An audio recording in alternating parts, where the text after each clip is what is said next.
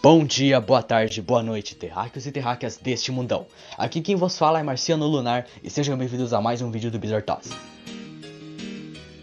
Avisos rápidos aqui. Quem viu os vídeos recentes do canal percebeu que só eu e o Bolívia estamos sendo frequentes aqui. E vai continuar assim, eu tanto em narração quanto em roteiro, e o Bolívia me ajudando às vezes em narração e roteiro em vídeos específicos, mas principalmente editando a maioria dos vídeos. O Ian, que editou tanto o vídeo de introdução quanto o de Kill la Kill, vai voltar em algum momento. Vai demorar, mas vai voltar. Tanto que ele vai fazer o próximo vídeo, que é o de The Boys, e vai ter uma participação em outros aí que estão sendo planejados. Outros membros que você viu no vídeo de introdução, caso tenha visto, eles vão participar em vídeos mais específicos e especiais que a gente está planejando. Porque, bom, por conta de questões de agenda, vai ter que ser assim. Não era isso que a gente planejava no início, mas deu no que deu. Então, é isso. Vamos. Partindo da Reverse Mountain, que é um mini arco de transição do East Blue para então chegar da Grand Line, que, bom, já que ele começa de onde o East Blue termina, não tem muito o que comentar. E aqui, os Chapéus de Palha recebem grandes e caóticas boas-vindas para o que viria a ser o seu próximo destino. Eles então descem daquela montanha, entrando de cabeça nos mares daquele imponente caminho que escreve o seu perigoso destino. Não será fácil e muito menos tranquilo.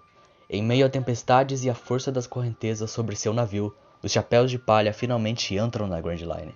Porém, como sempre, sem saber aonde seguir.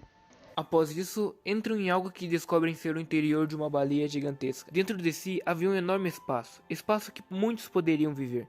Era esquisito, e então finalmente encontramos Crocus, uma espécie de porteiro da Grand Line. Ele vigia o caminho daqueles que vêm e vão, todos os dias, todos os anos. Crocus vivia dentro daquela baleia, cuidando dela, e assim descobrimos que a mesma também carregava um nome. Labum. Labum sempre batia sua cabeça na montanha com todo o ódio que poderia liberar, criando inúmeras cicatrizes em sua pele, tanto físicas quanto emocionais. O motivo? A princípio não sabemos. Tudo que nos é contado é que este homem impede da baleia eventualmente se matar. Enquanto estão dentro de Labum, e até mesmo antes, dois personagens se apresentam, Miss Wednesday e Mr. Nine. Os dois faziam parte, de acordo com suas conversas, de alguma organização. Queriam matar Crocus por algum motivo que a gente não lembra, sinceramente. Foi mal por isso.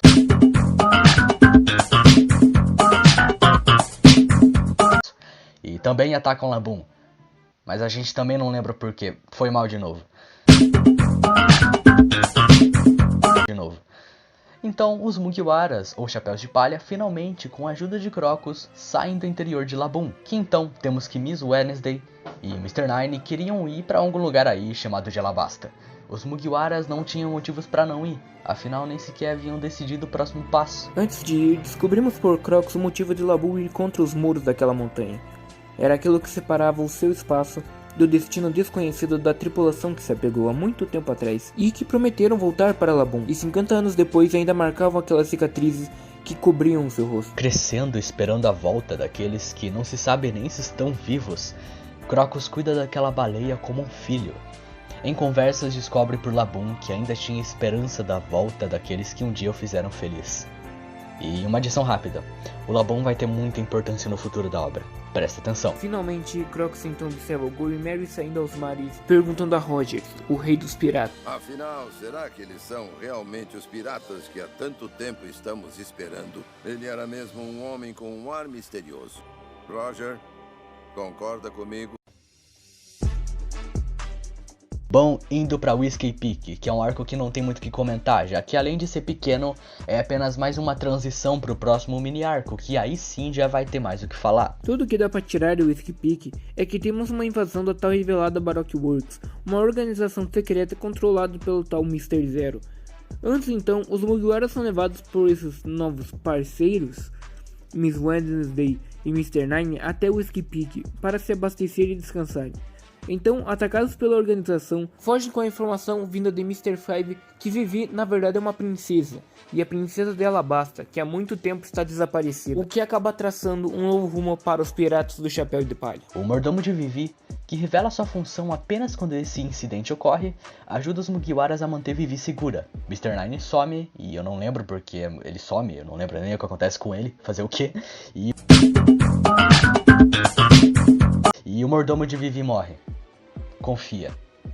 Bom, ele é morto por uma mulher que aparece de supetão, com um grande navio e aquele estiloso chapéu evidenciando sua presença. Miss All-Sunday. Além disso, tem uma luta entre Zoro e Luffy, que mesmo sendo meio sem sentido, é da hora, vai. Finalmente então, vamos pra próxima ilha. Little Garden aparentemente é uma ilha pequena e pré-histórica, que guarda em seu interior enormes animais. Assim então, o bando se separa em pequenos grupos. Muita coisa acontece, então vamos acelerar o processo. Membros da Baroque Works aparecem para encontrar os Mugiwara. Esses membros são aqueles sandolas lá que tinha aparecido em Whiskey Peak, e o Mr. Tree acompanhado com a Miss Golden Week. Grande parte do bando encontra dois gigantes que lutavam por anos, e bom, a gente vai separar um tópico só pra eles, aguenta aí. O bando luta com os demais membros da Baroque Works, que após serem derrotados, obrigam o bando a fugir. Antes disso, porém, em meio a esse caos, Sanji, sozinho, que não era conhecido pela tal organização, encontra o covil de Mr. Tree e tem uma conversa pelo seu telefone com o famigerado Mr. Zero. A gente resumiu tudo isso porque no fim das contas, a parte mais legal do arco são os dois gigantes encontrados pelo bando, Dory e Brog. Esses dois gigantes apresentam um semblante nórdico, vindo de suas armaduras, roupas, armas e estilo de batalha. Vieram de uma terra chamada Elbaf, lugar esse que até hoje, anos e anos após sua apresentação, estamos esperando aparecer. Os dois lutam por anos, muitos anos. Gigantes vivem o triplo da idade que um ser humano normal pode atingir, sendo que 50 anos humanos é equivalente a um terço da vida de gigantes. São criaturas fortes, imponentes, corajosas e isso impressiona o Sop, pela forma que batalham. O Sop então declara uma seguinte promessa. Um valente guerreiro do mar? O que é isso? Um dia eu quero virar alguém como vocês dois. Um gigante? Não falei! Não é isso, caramba! Quero ser como um guerreiro de Elbaf e viver a minha vida com muito orgulho. É isso que eu quero. Quem sabe, né? Tem que ter muito culhão pra matar um personagem desses. Os dois lutam há mais de 100 anos para provar quem é o mais forte entre os dois.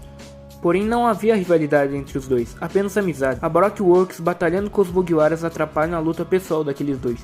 Porém, eles continuam. Apesar disso, esquece o motivo da luta, consequência do tempo que começaram essa infinita batalha e decide então parar para finalmente partirem para Elbaf. Porém antes, ajudam os Mugiwaras a sair de Little Garden. A gente não falou muito sobre, mas o que torna o arco especial é a apresentação desse novo conceito. Gigantes e a sua ilha própria, gerando curiosidade e nos intrigando para descobrir o que há nessa misteriosa terra, que bom, a gente ainda sonha em ver um dia. E assim então, partem para Drum. Esse arco parte do princípio de que Nami fica doente, então o bando vai até a ilha mais próxima para procurar ajuda para Nami e assim então adicionar no bando um médico. A princípio os Mugiwaras não são bem recebidos pela ilha, porém, após pestanejar por um longo período, consegue deixar Nami em algum lugar seguro. Apesar disso, ainda tinham de procurar a famosa médica daquele famoso reino, mas ela morava muito longe. Dito isso, alguém tinha de a procurar. A função fica então para Sanji e Luffy, que levam Nami juntos os dois para encontrar tal médica. O bando se encontra separado, mas vamos focar em Luffy, Sanji e Nami. Os dois a levam com muito cuidado, mas após ataques de animais e desastres naturais, Luffy tende a descarregar Sanji também. Então somos levados até a cena em que Luffy carrega em seus braços sua navegadora, em seus pés seu cozinheiro naquele infinito precipício que parecia não ter fim. Com o sangue congelante escorrendo em suas mãos, com sua força cada vez mais se desintegrando, com seu limite o levando até os últimos suspiros de força que sua alma carregava, ele finalmente chega ao topo, e vendo uma criatura estendendo a mão para ele, ofegante, tudo que pede é para salvarem Sanji e cuidarem de Nami.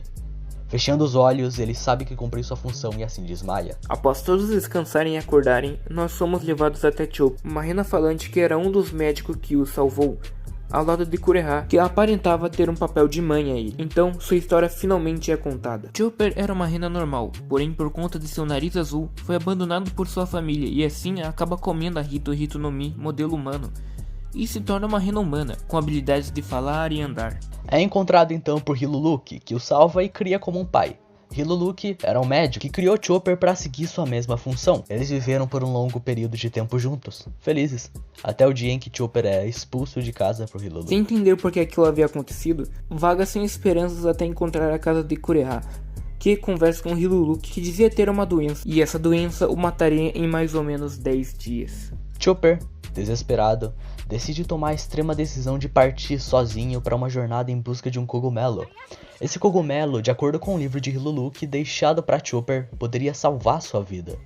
Pelo menos era o que Chopper havia pensado. Vagando à procura da salvação de seu pai, sofre um árduo e doloroso caminho para chegar à sua salvação. Após voltar à casa de Hiluluk, com a prova de que o amava em suas mãos, é abraçado pelo mesmo que o segura com toda a sua força, prevendo em prantos que Chopper será um grande médico. Naquele momento então, surge a aprovação que Chopper precisava para se provar. Mas isso não se trata de histórias felizes. O Apple, um homem cruel e desprezível, domina aquele reino. Os médicos se tornaram restritos para o povo, apenas ele, como novo rei, havia direito de toda a medicina que Drum poderia oferecer. Hiluluk ouve que o rei estava doente e, como médico, se sentia na obrigação de o salvar, mas isso era apenas uma emboscada para o matar. Porém, o cogumelo dado por Chopper já o condenou à morte, mas o consumiu mesmo assim, para valorizar o sofrimento de seu filho, além do fato de que não poderia atrasar seu inevitável destino. Ele, depois disso, entrega a Kureha uma importante pesquisa que tornaria aquele reino numa cerejeira. Hiluluk, naquele fatídico momento, enquanto Chopper corre o mais rápido que pode para o salvar, vê o homem que o salvou morto em sua frente, abatido a sangue frio por aquele que antes queria salvar. Mas antes, prestes a morrer, ria daquela cena, pois no fim viveu uma boa vida. Ele então brinda o saque aos céus e com orgulho brada: Quando você acha que as pessoas morrem? Quando levam um tiro no coração? Não.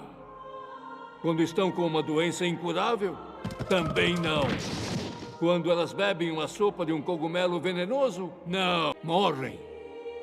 Quando são esquecidas. Realmente tive uma bela vida!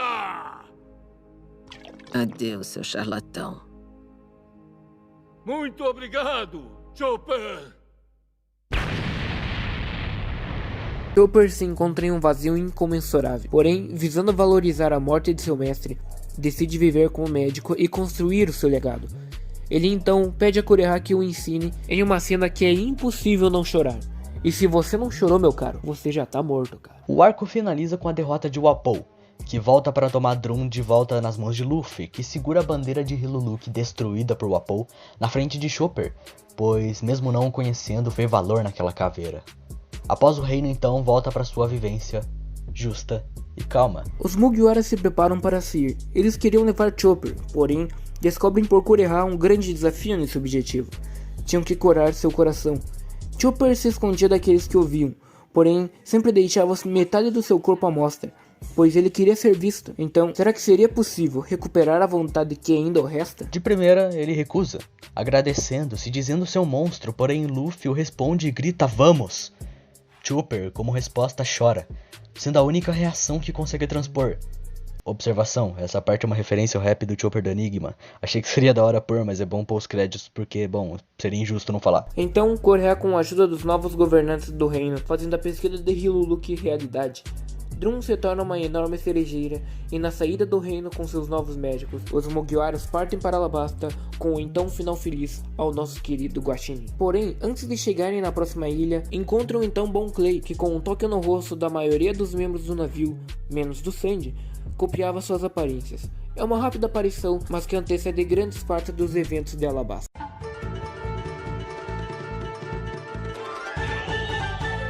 Bom, chegamos em Alabasta. O elefante na sala chegou. A gente deu todo esse contexto só pra chegar até aqui. Pode ter sido exagero, já que o roteiro tá gigante, mas a gente espera que isso vale a pena. E pra não gastar 2 páginas inteiras, que, bom, a gente gastou, a gente vai focar em 2 pontos específicos que geram outros tópicos que a gente tem que discutir. E são eles: Guerra, Vivi, sim, um tópico só pra ela, Crocodile e o companheirismo. O bando se separa e busca saber mais sobre a situação do lugar. Depois de muito perrengue, conseguem se reencontrar Ace e Luffy, que é apresentado de fato aqui. Bom, ele no final acaba os ajudando a fugir. Aqui vale mencionar que no anime, Ace os acompanha na caminhada pelo deserto até onde os Mugiwaras queriam chegar. Já no mangá, ele os deixa no Merry antes de partir de fato, pois tinha de distrair os inimigos que os atrapalhavam. É coisa pequena, mas é bem curiosa. Na caminhada, vemos aqui o início da construção de Vivi. Ela, acima de tudo, quer acabar com a guerra que será iniciada em Alabasta e, como princesa, carrega o peso de ter inúmeras vidas em suas mãos. sabendo que se falhar, perderá pessoas com quem se importa. Isso não é o que ela quer. Porém, aqui Luffy questiona seus ideais. Ela queria, não importasse o que houvesse, impedir um conflito entre seu povo e o reinado de Alabasta, mas nem sequer cogitava a possibilidade disso de fato acontecer, recebendo assim um soco no rosto dado por Luffy. Isso pode ser repentino, como os próprios personagens reagem e Sanji nem se fala, mas no fim ele só estava cansado de ouvir baboseiras de alguém que se preocupava demais. O que Luffy queria provar para Vivi é que ela devia sim, mesmo que contra sua vontade, estar preparado para o pior. A possibilidade do conflito assusta qualquer um, mas o mundo não é gentil. Não espera sua esperança acabar para te jogar no chão. Aquele soco simbolizava isso, e Vivi é marcada com isso. Mas antes de continuar, um breve contexto do motivo de uma iminente guerra ser tão próxima. Crocodile era Mr. Zero, líder da Baroque Works, mas também é o Shichibukai, e por conta de sua função, agia como herói de Alabasta. O que o povo não contava é que ele usava o reino como um mero mecanismo de seus objetivos. Manipulou aquelas pessoas para acharem que a nobreza estava roubando a água de todos. E bom, no fim era ele que estava fazendo isso, e só queria virar o rei, matando Cobra, que dominava essa função, e assim fazendo os revolucionários que mudaram seus objetivos em cima de uma falsa causa, sem nem sequer saberem, confiarem suas almas no também falso rei. Caótico como uma tempestade de areia, desintegra os ideais de um lugar que estava na sua palma da mão. Esse é o vilão que temos, Crocodile. Após então a caminhada dos Mugiwaras com Vivi, Luffy se separa de todos, pois Crocodile os havia encontrado. Bom, sem mais nem menos, Luffy perde de forma humilhante. Crocodile não mede mero esforço para sequer encostar um dedo naquele insolente, aquele fraco, que ousa ter a audácia de dizer que quer ser o rei dos piratas? Rei dos piratas? O mesmo fracote que lá tem um objetivo vazio e no fim cai como se não fosse nada? De forma seca, deixa Luffy à beira da morte, afogando no deserto daquele crocodilo em sua frente. No fim, aquela figura com chapéu estiloso o salva e vê um sinal de vida na vastidão do vazio. O que quero dizer é que na verdade o mais atrativo do arco é o próprio Crocodile. Ele infelizmente é esquecido em um mar onde temos do Flamingo, por exemplo. Mas em construção não deixa nada a desejar. Crocodile é claramente uma alusão à máfia no universo de One Piece. Elegante, arrogante, imponente, com aquele grande charuto em sua boca, marca nas fumaças que emana a presença de um criminoso. Cicatriz no rosto, gancho no lugar de uma das mãos. Características de certa forma caricatas, mas eficientes em mostrar que o cara não tá pra brincadeira. Isso é emanado em sua forma de andar, falar, agir e até mesmo em sua forma de lutar. Talvez isso seja apagação de pau demais por parte do Nathan, né? Ele escreveu essa parte do roteiro. Mas vale a pena valorizar o personagem. Ele desperta Luffy para os perigos da Grand Line, o obrigando a encontrar soluções inteligentes em seu alcance. Então temos as lutas. Chopper e o Usopp contra Randoms, se provando capazes e o Usopp desmascarando sua coragem. Zoro ultrapassando seus limites para ouvir os ressoares afiados de seu inimigo. Sanji mostrando incríveis habilidades de capoeira contra Bon Clay. E a coitada da Nami, que o Oda não dá lutas recentes, sério, a luta da Nami é torturante. E depois então de seus embates, se juntam novamente. A guerra de fato ocorre, e isso é algo que não pôde ser evitado. Vivi, desesperado, grita do fundo do seu coração sua intenção ao parar o sangramento do seu reinado, que seca com a tempestade de areia de Crocodile, que rouba até mesmo as lágrimas daqueles que choram em silêncio. E Vivi, sem ser ouvida, é ajudada pelos Mugiwaras, então a parar a guerra e discursar lindamente para provar seu papel em Alabasta. O que Luffy ensinou, mesmo que de forma repentina, mudou sua percepção para com a forma que vive, e seu discurso prova isso. Vivi pela primeira vez em sua vida encontrou companheiros dos quais realmente conseguia confiar, encontrando neles as amizades que os gritos de desespero das pessoas no deserto nunca deixariam de ter. Quanto à emblemática derrota de Crocodile nas mãos de Luffy, existem controvérsias. Há quem diga que foi protagonismo, e há quem defenda os mecanismos usados por Luffy para vencer, mas bem, a gente não vai entrar nesse mérito. É inegável que as lutas na obra não são um grande forte de Oda, mas também é inegável que elas em sua maioria carregam em si uma simbologia pouco vista em shonens no geral. E nessa luta não é diferente. Luffy já teve embates com o vilão, usando da água para o enfraquecer, e quando não restava mais opções, derrama seu próprio sangue por aquele povo que já sofreu nas mãos do desgraçado em sua frente. Todo o reino, nos céus, observa a derrota do que um dia foi o herói de Alabasta, nas mãos de um pirata aí, que mesmo eles não conhecendo, o agradecem pelo sangue derramado. Crocodile, caído, perde. A chuva que cai em Alabasta depois do ocorrido é muito simbólico, visto que da mesma forma que perderam, de forma seca, as águas renovam as peles cobertas de areia que viram em sua frente a queda e renascimento de sua terra. Vivi então, naquele momento, sabe que valeu a pena. E bom, a gente não vai detalhar a desgraça que foi ver o Pell explodido por uma bomba e voltando como se nada tivesse acontecido. Isso não existe. Bom, para finalizar, Smoker, capitão da marinha, caça os Mugiwaras o arco inteiro, sem ter nem sequer movido as suas mãos, recebe o crédito por derrotar Crocodile. E furioso, sabendo da vergonha que sente ao perder de vista aqueles malditos piratas, manda todos os oficiais velhos e patéticos que ousam mentir na cara do povo a merda. Smoker é um homem simples, não aguenta ver a mentira descarada que o governo mundial conta para o mundo inteiro. E, mesmo sem ter poder para mudar isso, tem a integridade de admitir suas derrotas e de aceitar o que de fato aconteceu, e é saindo daquele lugar destinado a novamente procurar esses piratas insolentes. E finalmente, pós-Alabasta e conclusão. Em quase todo o arco de One Piece existe no fim um grande banquete para comemorar a derrota do grande vilão, e Alabasta foi o arco que iniciou esse padrão. Bom, os Mugiwaras descansam para então partirem para a próxima ilha e Vivi se prepara para servir seu papel como princesa de Alabasta, mas aqui não tem muito o que comentar. Porém, Vivi, mesmo sabendo a sua função, deseja acompanhar os Mugiwaras, e eles dão a ela essa chance. E ficam esperando, com saudade, pois no fundo sabiam que não poderiam até como Nakama. Vivi então vê-os partirem em sua frente. Ela sabia que por ser da nobreza, não podia navegar em incríveis jornadas, mas as poucas que conseguiu presenciar foram o suficiente para admirar a figura daquele grande chapéu de palha que marca o Going Merry. Então que eles fazem uma silenciosa e singela despedida para uma companheira que nunca iriam esquecer, marcando em seus braços o X que simbolizava a jornada construída por todos e por Vivi. Evidenciam, enfim, sua amizade. Pode ser cafona, mas ver essa cena sem se emocionar é difícil. Então temos também um dos momentos mais marcantes do arco, junto com a própria despedida citada antes. Bon Clay, o cara que deu as boas-vindas ao arco, é quem dá adeus ao público e aos Mugiwaras, se sacrificando da mais sincera forma que pode. A gente não falou tanto do personagem no arco em si, mas ele entende aqueles como companheiros simplesmente por já terem uma vez o aceitado e sem rumo, visto que a Baroque Works caiu, marca uma partida para o próximo arco com um adeus épico. É então que em sua saída os Mugiwaras veem dentro do navio aquela figura de chapéu estiloso novamente.